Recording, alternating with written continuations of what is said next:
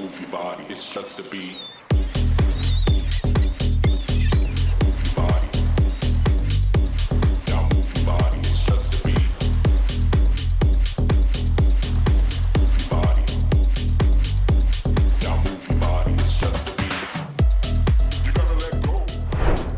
My name is Lara Marinković. I live in Australia and I'm a true Australian because I love the sun, beaches and the freedom people have to be who they want to be.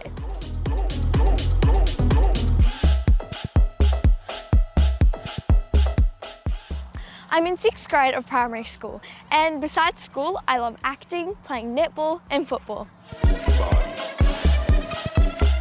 Move your body, it's just a beat. I also volunteer at a TV network which is based in Melbourne called Channel 31. While we celebrate 30 years of Channel 31, where I learn about TV production and I get to enjoy working on various topics.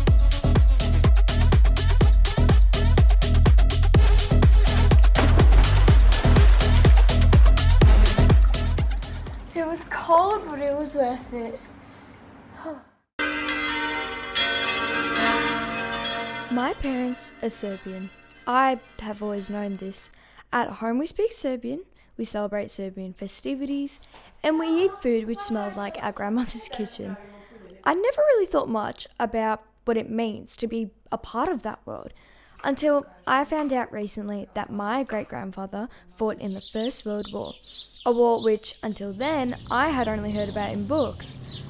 I never thought that history could be so personal, so closely related to me. I started to wonder who he was, what did he go through, and how his life far away from here in another country influenced where I am today. One evening, I was sitting with my grandfather on the couch. It was that peaceful moment when everyone else is asleep, but you stay awake, just so that you can listen to some stories which you would otherwise never hear about. My grandfather paused for a while and looked into the distance as if trying to recollect something from a past age, and he began to tell me a story about the First World War. Izgubio život Franz Ferdinand I njegova žena. Tako da posle toga je došao Prvi svjetski rat. Znaš, Lara, rat nije bio samo na bojnom polju. Bili su tu ljudi iz raznih krajeva sveta, čak I oni iz Australije, koji su došli da pomognu našem narodu. Neki su pomagali na frontu, a neki su brinuli o ranjenicima. Bili su tu I devojke iz Australije, bolničarke, poput one koju si pomenula, Olive King, brinula si o ranjenicima u strašnim uslovima I postali su pravi heroji za nas. I sat next to him, listening to stories about people whom I didn't even know existed. I felt connected with them, as if they were a part of my life, my cultural background. My grandfather continued talking, and I absorbed his every single word.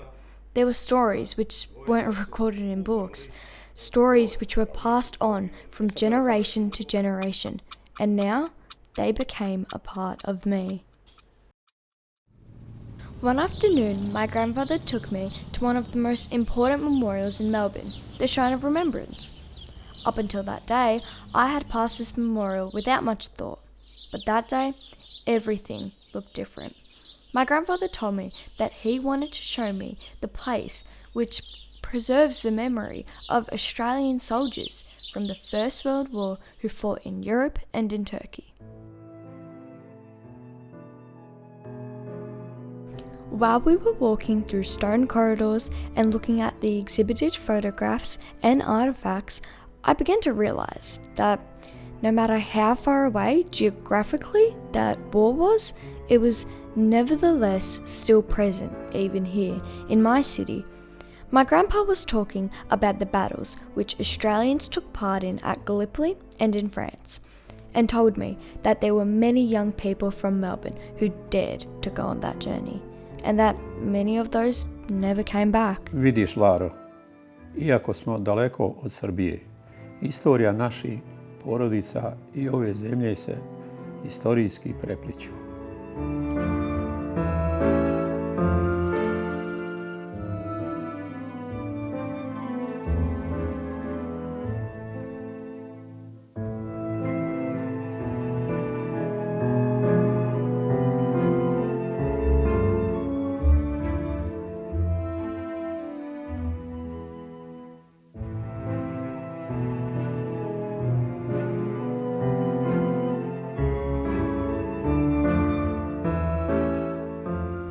With the help of my sister, I found the contact email of Mr. Pajic and I sent him an email. I didn't have to wait long. His reply was instant. Mr. Pajic was pleasant and encouraged me to ask any questions I have. I was delighted. We agreed to have an interview the following weekend. I was researching my own family who were involved in World War I, and then I came across one or two Australians who were also involved in the Serbian campaign of World War I. I met a man in a business meeting and we started talking, and he told me that his grandmother had been in Serbia in 1915. And so I thought, well, that's one or two people. I wonder if there are more. So I started researching more and more. Well, I was interested in my own grandfather and great uncle, who were officers in the Serbian army in World War I. And I had not taken much interest in this until recently. And then I started looking at their history, and I got their records from the military archive in Belgrade, which told me exactly where they had been and so on. And so I started looking at their medals and collecting them because they had been lost. There are many stories in the book because there are hundreds of Australians and New Zealanders involved. From Melbourne, one of the stories that's interesting is a young girl who was probably only about 18 when she went to England. Her name was Fairy Warren, and she was a girl at Melbourne Girls' Grammar School. And she volunteered to be an ambulance driver with the Serbian Relief Fund, which was organised by Serbs and English people to help Serbia. Now, she was only 18 or 19 years old, very young, just left school, and she bought her own car. Her parents helped her to do that. And so she went over to Serbia with a mission from England to be an ambulance driver right at the beginning of the war in 1914, 15 and so on. And then when the Serbian army had to retreat away from its own home in late 1915, she went to Corfu, where the Serbian army went in late 1915, 16. Miles Franklin, who's the Australian author, was an orderly, for example, in helping attach the Serbian army. And she wrote a play, and she wrote a memoir. And the memoir she called Nemari Ništa.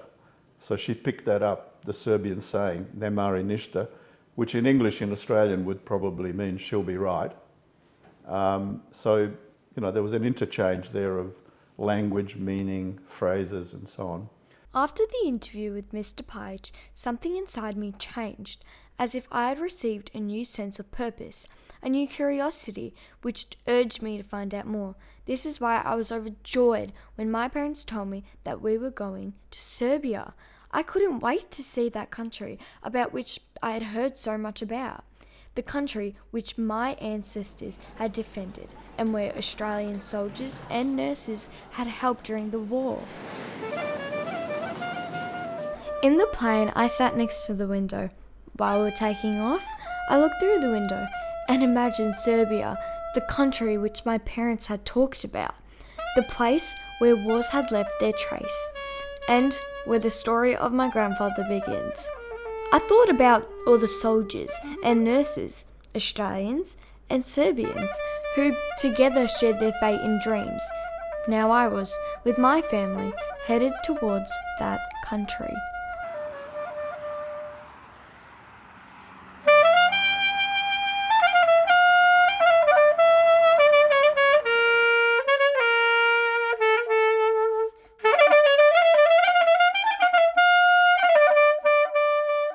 After visiting our family in Serbia, we decided to go to Turkey. I did not know exactly what to expect. I'd always heard of Gallipoli, and I learned more on a school excursion to Canberra when we visited the Australian War Memorial there. In the absence of the cameraman, my sister tried to do his job, all in the scorching heat of 40-something degrees.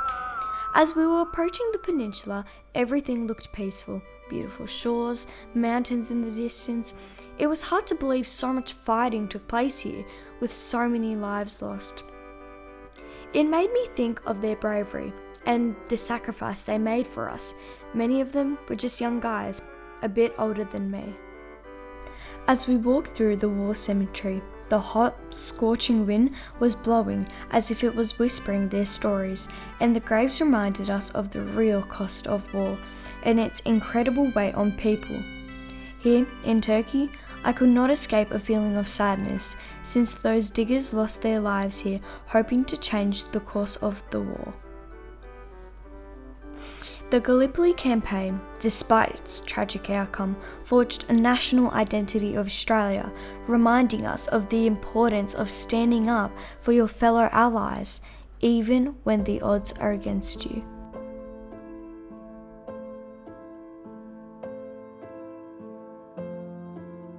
After our visit to Gallipoli, I felt I still didn't understand enough about how Australians were connected with Serbia during World War I. And then a thought occurred to me, something which not many people my age would do. I decided to visit the Australian ambassador in Serbia. My parents were surprised when I suggested the idea to them, but they gave me their support. I was determined to hear more about that unique connection between two countries. A woman doctor from Australia who applied to join the Australian Army but was rejected because they were only taking male doctors. So she decided to come to the UK, joined a Scottish women's hospital and ended up in Serbia treating Serbian soldiers on the front. The Gallipoli campaign in Turkey in the First World War is particularly important to Australia because it was the first major military engagement of the Australian Armed Forces after the formation of Australia as an independent federal country. It was, if you like, a coming of age of the country and a test of the national character. It's important to understand history, first of all because sometimes it can be forgotten that Australia and Serbia were allies in the First World War and the Second World War, because people tend to think more about recent events and conflicts than history. But secondly, it's important to avoid repeating the same mistakes that we have in the past by understanding what has happened in the past and to learn from those mistakes. The ambassador farewelled me with the words, "Lara, this history is not just a part of our past, but a bridge between our two nations. I'm glad that young people like you want to explore it." As we were leaving the embassy, I felt as if I was carrying a part of those stories with me, ready to share them with others and never to forget them. Up until now, this place was for me just a memorial which you pass all the time without really thinking deeply about it. But now everything looks different. This flame is not just a symbol, it is a remembrance, a living piece of history. In Serbia and in Turkey, I learned that wartime stories are more than just about battles and soldiers. They're about friendships, courage, about people who fought not just for themselves, but also for others. The people involved in these stories, Australians, Serbs, women like Olive King, they're all a part of something much bigger. I remembered the story Mr. Page told me about the Australians who, despite everything, shared food with their allied Serbs in those moments of despair. That feeling of togetherness, even in a place so full of pain, gave me some inexplicable sense of connection. I realize now that if we forget these stories and those who lived before us, we lose a part of ourselves, just as a tree cannot stand without its roots. This flame is eternal, much like the memories which we carry within us. My ancestors, their bravery, and everything they lived through, this is not just history. This is now a part of me. My journey has maybe finished here, in front of the shrine, but it's not the end. This is just the beginning of my understanding and of the memories which I will always cherish in my heart. One day, maybe, I will also tell these stories so that others will remember them just as they were once passed on to me.